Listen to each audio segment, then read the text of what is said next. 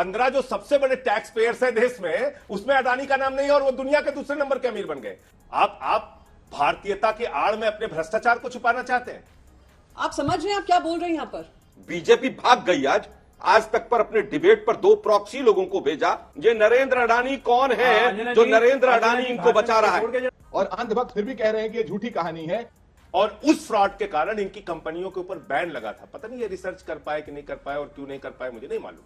इतना शर्मनाक कंपैरिजन किया। मैं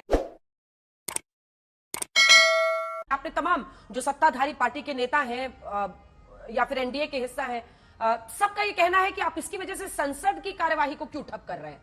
इस पर आप जिस तरह से भी आपको कहना है आप चर्चा करिए, जांच की मांग कीजिए, लेकिन संसद की कार्यवाही इसकी वजह से क्यों ठप हो? सेंसेक्स में तो बवाल मचा ही हुआ है। देखिए अंजना जी, आपके माध्यम से देश के लोगों को यह पता होना चाहिए कि एक एक करके स्टेप वाइज हम लोग आगे बढ़े। पहले सर्वदलीय बैठक बुलाई जाती है संसद का सत्र शुरू होने से पहले, और यह महाघोटाला सिर्फ एक व्यक्ति से जुड़ा होता तो कोई मतलब नहीं था, लेकिन जिन लोगों ने एलआईसी और एसबीआई में उन करोड़ों लोगों ने अपना पैसा लगा रखा है, अपनी जिंदगी की गाढ़ी कमाई का पैसा लगा रखा है कि बेटी की शादी में काम आएगा, बीमारी में काम आएगा, पेंशन में काम आएगा, छोटा घर बनवाने में काम आएगा, आज वो सारे लोग चिंतित हैं क्योंकि एलआईसी और एसबीआई ने हजारों लाखों करोड़ रुपए का लोन अडानी के ग्रुप कंपनीज को दिया है। मांग की कि भाई इसमें सदन के अंदर चर्चा कराई जाए, सरकार ने कोई जवाब नहीं दिया। फिर राष्ट्रपति के अभिभाषण का भी बायकॉट किया, उस दिन भी हमने कहा कि इस पे चर्चा कराई जाए। आज सदन में 267 का नोटिस दिया कि भाई इतना बड़ा महाघोटाला और भ्रष्टाचार है, इसके बारे में चर्चा कराई जाए। और आपके दर्शकों को मैं बताना चाहूंगा सिर्फ 2 लाइन में कि भ्रष्टाचार है क्या। अडानी अपनी फर्जी कंपनियां बनाते हैं मॉरिशस जैसे देश में, कैरेबियन कंट्रीज में, एंटीगुआ जैसे देश में, और उन फर्जी कंपनियों के जरिए अपने ही कंपनी के शेयर्स भारत में खरीदते हैं और उसका दाम ओवर वैल्यू करते हैं, अपने शेयर्स को अधिक दाम बढ़ाकर दिखाते हैं और शेयर्स के दाम बढ़ाकर बैंकों से कर्जा ले लेते हैं हजारों करोड़ रुपए। और बैंकों में किसका पैसा जमा है? एलआईसी में किसका पैसा जमा है? आम इंसान का, मजदूर का, किसान का, रेडी वाले का, कर्मचारी का, पत्रकार का, आम लोगों का पैसा जमा है। एसबीआई में किसका पैसा जमा है? आम लोगों का पैसा जमा है। ठीक है, माधव आनंद जी। अंजना जी, देखिए कि भारत की जो अर्थव्यवस्था है विश्व में सबसे तेजी से उभरती हुई अर्थव्यवस्था है और 5वीं सबसे बड़ी इकोनॉमी है। अगर हिंडनबर्ग की रिपोर्ट पढ़ें और टाइमिंग को अगर लेके देखें तो मुझे लगता है इसमें एक बहुत बड़ी साजिश है भारतीय अर्थव्यवस्था को लेकर। भारतीय अर्थव्यवस्था जिस रूप में आगे बढ़ रहा है और जिस रूप में भारतीय अर्थव्यवस्था के आगे बढ़ने के कारण कुछ कंट्रीज जैसे परेशानी में है, परेशानी जैसे हो रहे हैं, तो मुझे लगता है ये रिपोर्ट कहीं ना कहीं जो है ये भारतीय अर्थव्यवस्था के पर एक साजिश रचा जा रहा है। दूसरी बात, प्राइवेट सेक्टर की मैं बात करता हूं। प्राइवेट सेक्टर का भारतीय अर्थव्यवस्था को मजबूती प्रदान करने में कितना बड़ा योगदान है वो संजय जी भी जानते हैं, तमाम पॉलिटिकल पार्टी के लीडर्स भी जानते हैं कि भारतीय अर्थव्यवस्था प्राइवेट सेक्टर का बहुत बड़ा योगदान है। सरकारी क्षेत्र में तो बहुत सारे कम उपक्रम बचे हुए हैं, बहुत लिमिटेशंस हैं सरकार के, तो प्राइवेट सेक्टर में और जिस कंपनी के बारे में बात की जा रही है उसकी क्रेडिबिलिटी पे कोई साधारण कोई एक रिपोर्ट आया और उसकी क्रेडिबिलिटी पे जितने पॉलिटिकल पार्टियां हैं सब उस पर उंगली उठाना स्टार्ट कर दे, मुझे लगता है यह कतई उचित नहीं है, ना इंडस्ट्री के लिए ना इकोनॉमी के लिए। हम लोग ये सब सुनने के लिए थोड़ी बैठे हुए हैं, स्पेसिफिक पॉइंट्स के जवाब दिए जाए तो ज्यादा अच्छा है ना। ये बताया जाए कि क्या फर्जी कंपनियां मॉरिशस जैसे देश में अडानी ने खोली, उनके साथ के लोगों ने खोली, उनके परिवार के लोगों ने खोली या नहीं खोली? क्या अपनी ही कंपनियां फर्जी कंपनियों के जरिए अपनी ही कंपनी के शेयर्स खरीद के उस शेयर्स को ओवर वैल्यू किया कि नहीं किया? साफ तौर पे इस बात का जवाब दिया जाए कि अपने शेयर्स को ओवर वैल्यू करके क्या एलआईसी से और एसबीआई से लोन लिए गए या नहीं लिए गए? सरकारी बैंकों से 30% लोन अकेले अडानी को मिला है। अडानी की 2014 में संपत्ति रहती है 37,000 करोड़, 18 में होती है 59,000 करोड़, 20 में होती है 2.5 लाख करोड़ और 22 में हो जाती है 10,11,00,000 करोड़। एक ही व्यक्ति को आप सब कुछ देते जा रहे हैं। सीमेंट उसको दे दिया, बिजली उसको दे दिया, सड़क उसको दे दिया, उसी को आपने एयरपोर्ट दे दिया, उसी को आपने पोर्ट दे दिया। 20,000 करोड़ के ड्रग्स उसके पोर्ट पे पकड़ी जाती है, उसकी कोई जवाबदेही नहीं। तो मेरा यह कहना है कि यह पूरी की पूरी सरकार, नरेंद्र मोदी जी की सरकार, एक आदमी के पीछे खड़ी हुई है और पूरा तंत्र उसके लिए काम कर रहा है। ठीक है, जवाब सुनिए। चैन चुंग लिंग जो अगस्ता वेस्टलैंड का आरोपी व्यक्ति है, वो चैन चुंग लिंग, उसका क्या रिश्ता है अडानी की कंपनियों के साथ? उसने क्यों अपनी कंपनी मॉरिशस में फर्जी तरीके से खोल के और इनकी कंपनी में हजारों करोड़ रुपए के शेयर खरीदे? और वो कंपनियां क्या काम करती हैं जो मॉरिशस में है? उनको कहां से मॉरिशस वाली कंपनीज पर कहां से वो पैसा लगा रहे हैं? ठीक है संजय जी, मॉरिशस वाली कंपनी से जो उन्होंने अपने ही शेयर्स लेकर और उसका प्राइस बढ़ाया, एक एक चीज जो वो बिंदु बता रहे हैं, तीनों पर जवाब। देखिए अंजना जी, मॉरिशस एक टैक्स हेवन कंट्री है, इसमें कोई डाउट नहीं है, सबको पता है, भारत सरकार को भी पता है और उसमें कहीं कोई डाउट नहीं है। लेकिन अगर कोई आरोप लगे हैं तो उसके लिए अपने पास है सेबी है। सेबी सुओ मोटो लेते हुए, जो मुझे मीडिया से पता चला कि सेबी इसकी जांच कर रही है, सेबी का कोई बयान इस तरह का नहीं आया, लेकिन सेबी इसकी जांच कर रही है कि क्या रियली में इस तरह की जैसो इरेगुलरिटीज हुई है, जो उनके जो अकाउंटिंग है या शेयर का है उसमें हुआ है, वो सेबी जांच कर रहा है। चल झूठा। तो मुझे तो लगता है कहीं भी इसमें से अनियमितता तो मुझे नजर नहीं आ रहा है। आप लोगों ने तो ऐसा मान लिया कि वो तो ब्लैक लिस्टेड हो ही जाना चाहिए, मुझे लगता है यह उचित नहीं है, लेकिन थोड़े से धैर्य रखने की आवश्यकता है। विदेशी रिपोर्ट पे इतना हाई तौबा मचाना मुझे लगता है उचित नहीं है। अडानी को विदेशी रिपोर्ट पर विलेन क्यों बना रहे हैं, ये उनका सीधा प्रश्न है। नहीं बनाया जाना चाहिए, वो मानते हैं संजय। कि पहली बात ये सवाल विदेशी स्वदेशी रिपोर्ट का नहीं है ना। भारत में प्रणंजय गुहा ठाकुरता, वायर, रवि नायर, तमाम लोगों ने अडानी के बारे में पहले भी भ्रष्टाचार के खुलासे किए, लेकिन उनको दबा दिया गया। उनके ऊपर सैकड़ों करोड़ के डिफेमेशन के केस कर देते हैं, उनकी कंपनीज को बंद करा देते हैं जो इनके खिलाफ आवाज उठाता है। और इतनी दुनिया की 2 नंबर के आप अमीर बन गए और उसके बाद 15 सबसे ज्यादा टैक्स पेयर्स की जो सूची है उसमें आपका नाम गायब है। क्यों गायब है भाई? 15 जो सबसे बड़े टैक्स पेयर्स है देश में, उसमें अडानी का नाम नहीं है और वो दुनिया के दूसरे नंबर के अमीर बन गए। तो ये फेक तरीके से फाइनेंशियल फ्रॉड करके अपनी संपत्ति को गलत तरीके से बढ़ा हुआ दिखाकर इस देश के बैंकों के साथ फ्रॉड किया गया। हमारी पॉलिटिकल पार्टीज की चिंता इसलिए कि पहला कोई मामला नहीं है सरकार में। यस बैंक डूबा, कोऑपरेटिव बैंक डूबे, तमाम बैंक डूबे जिसमें लोगों की गाड़ी कमाई का पैसा लगा हुआ था, वो लोग सड़क पे आ गए, रो रहे हैं, बिलख रहे हैं, आज तक उनका पैसा नहीं मिला। ऐसे ही कल को, और ये सरकार तो चिड़िया उड़ योजना चलाती है अंजना जी। एक दिन कह दिया विजय माल्या उड़, दूसरे दिन कह दिया नीरव मोदी उड़, तीसरे दिन कह दिया मेहुल चौकसी उड़। तो ये जो चिड़िया उड़ योजना चलाती, यस बैंक को कह रहे कहां डूबा है, ये जो चिड़िया उड़ योजना चलाती है, कल को गौतम अडानी को भी उड़ा देंगे। रहते हुए मुझे नहीं लगता है कि भारतीय अर्थव्यवस्था में कोई बैंक भाग जाए, सारा पैसा लेके डूब जाए, मुझे आज की स्थिति में नहीं लगता है। इनसे बड़ी विनम्रता पूर्वक आप इतना पूछ लीजिए, खाली इनसे पूछे कितने शेखों का पैसा लगा हुआ है अडानी की कंपनी में, कितनी चाइनीज कंपनीज का पैसा लगा हुआ है, कितने विदेशियों का पैसा लगा हुआ है। आप भारतीयता की आड़ में अपने भ्रष्टाचार को छुपाना चाहते हैं। चैन चुंग लिंग, जो अगस्ता वेस्टलैंड के मामले में जो व्यक्ति आरोपी है, जो भ्रष्टाचार का आरोपी व्यक्ति है, उसका अडानी के साथ क्या रिश्ता है, मैंने पूछा, वो बताने के लिए आप तैयार नहीं। 37,000 करोड़ से अडानी की संपत्ति, अकेले एक व्यक्ति की संपत्ति पिछले 8 वर्षों में कैसे लाखों करोड़ में बदल गई और दुनिया का दूसरे नंबर का अमीर हो गया, ये बताने के लिए आप तैयार नहीं। जब सेल कंपनीज की बात आती है तो कहते हैं सेबी जांच करेगी। अब तक क्या कर रही थी सेबी? अब तक क्या कर रही थी सीबीआई? अब तक क्या कर रही थी ईडी, इनकम टैक्स डिपार्टमेंट?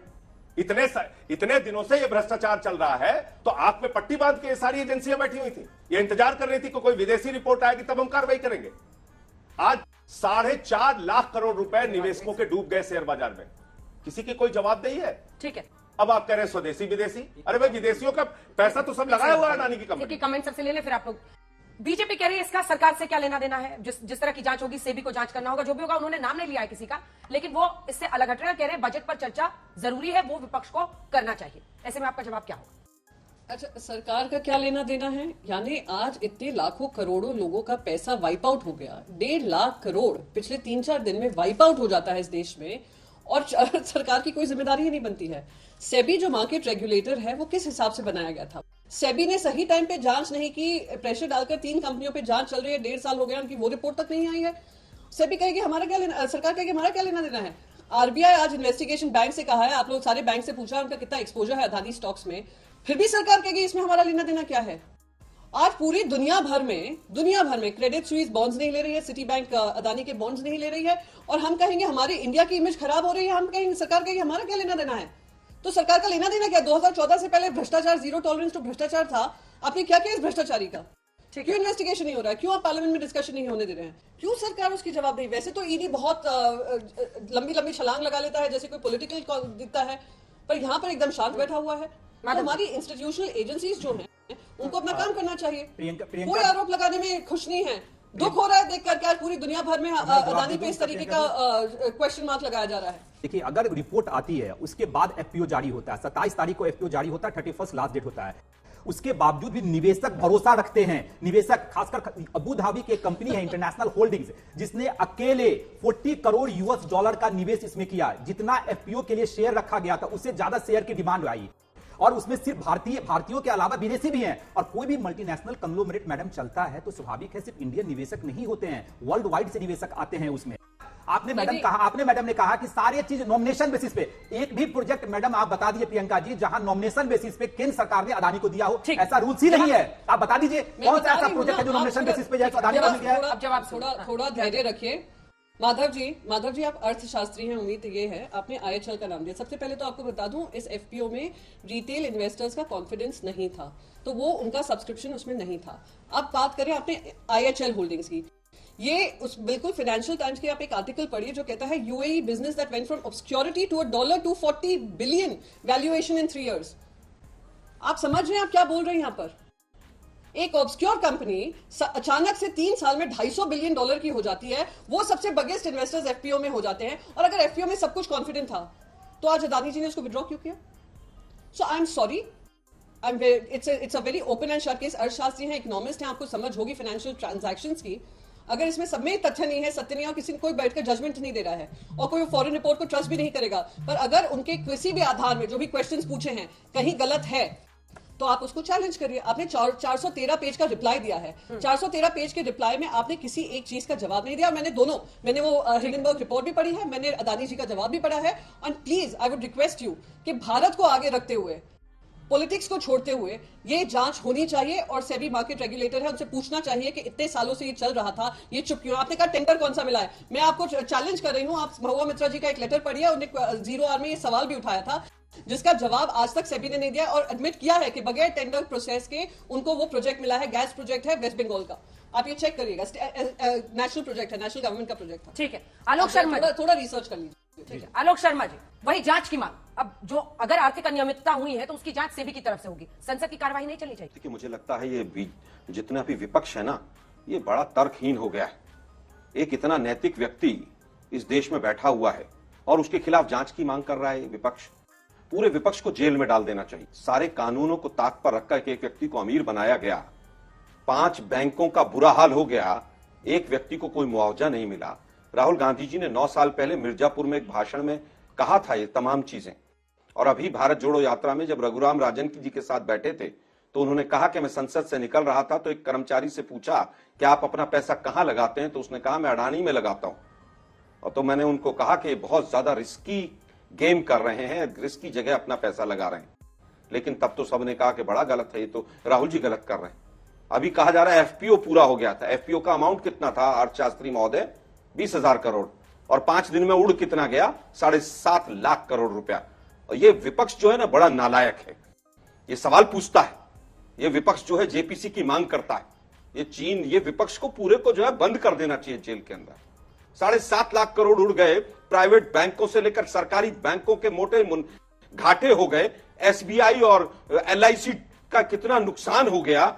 लेकिन ये विपक्ष जो है ना बड़ा गलत है। बीजेपी भाग गई आज तक पर अपने डिबेट पर 2 प्रॉक्सी लोगों को भेजा, गजब बेइज्जती है।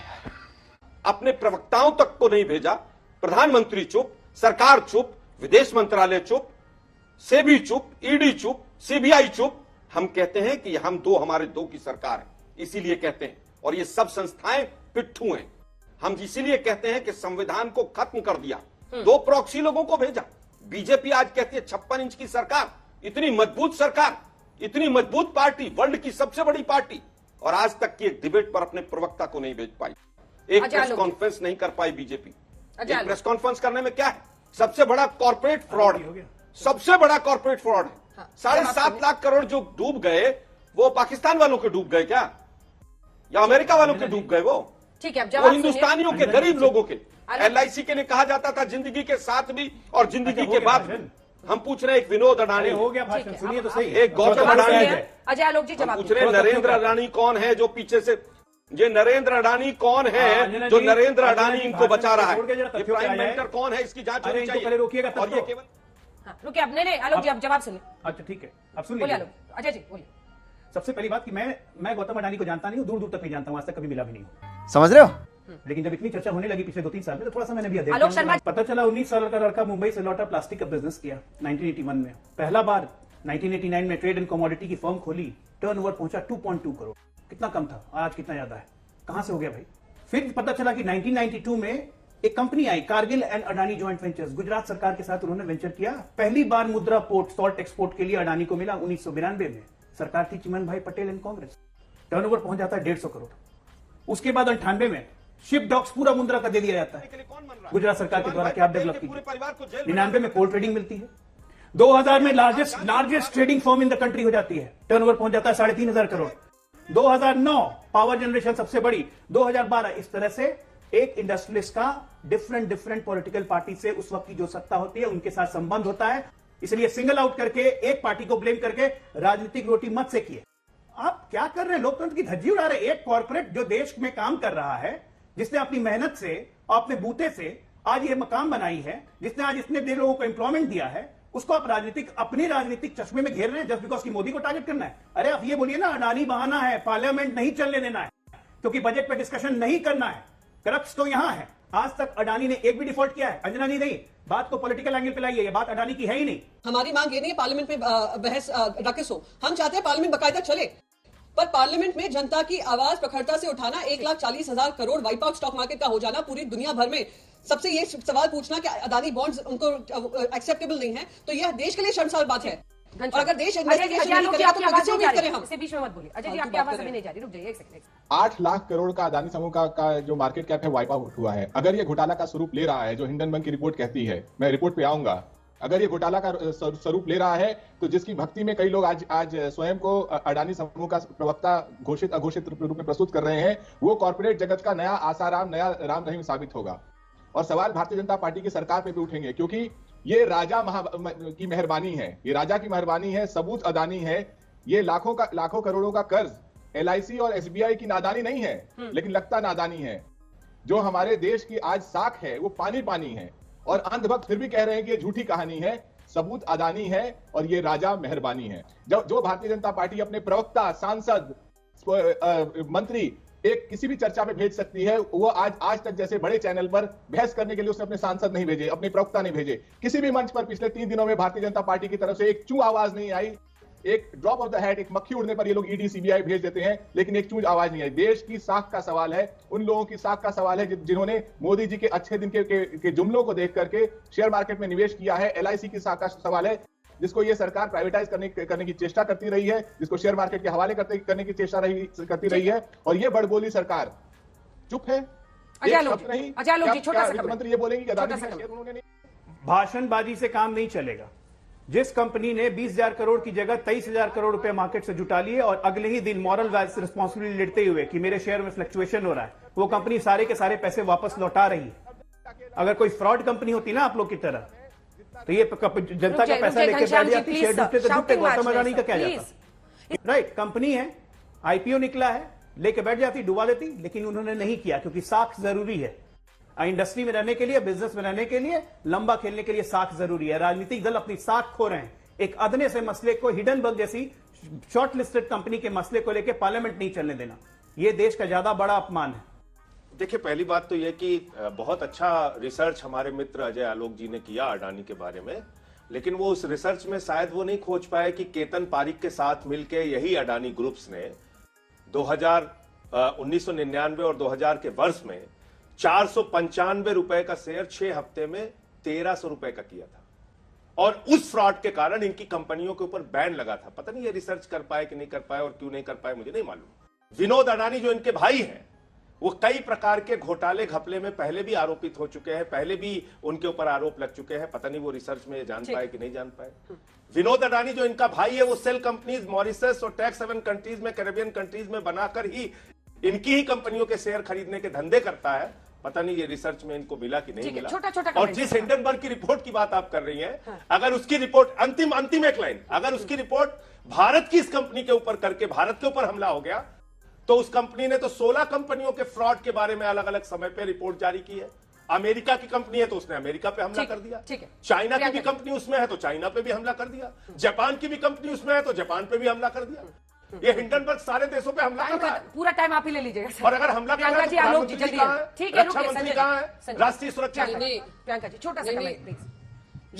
रिसर्च में एक चीज और ऐड कर दूं कि कहीं महाशय का एक और रिसर्च कम पड़ गया कि 2014 से लेकर 2022 तक जो मुनाफा पोर्ट्स, एयरपोर्ट्स, सीमेंट, कोल, मिनरल्स, ऑस्ट्रेलिया बिजनेस, जहां पे भी बिजनेस हुआ, साथ में ऑस्ट्रेलिया भी प्राइम मिनिस्टर के साथ गए थे। आप ये सारी चीजें शायद अपनी रिसर्च में कम देखी है। बस मैं यही कहूंगी, इनके ही सीएफओ ने, जो 5 बार बदल चुके हैं, सीएफओ ने कहा कि इंडियन इन्वेस्टर्स अदानी के स्टॉक बेच रहे हैं, इट्स लाइक जलियांवाला बाग।